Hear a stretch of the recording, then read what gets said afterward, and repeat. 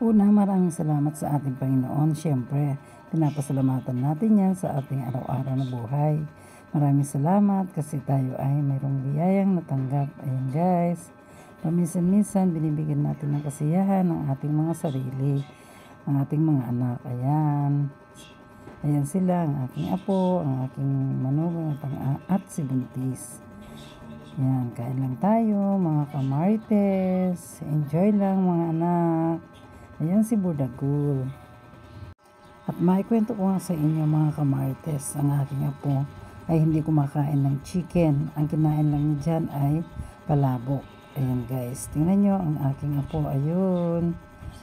At syempre, sulit na sulit ang ating pagkain dito sa Mang Inasal. Meron pa tayong halo-halo. Yan, ang sarap ng halo-halo ng Mang Inasal.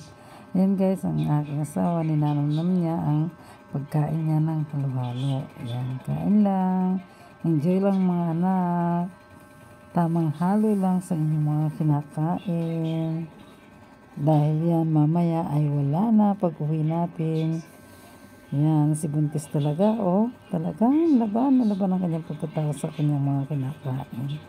Yan, bye-bye mga kamarites.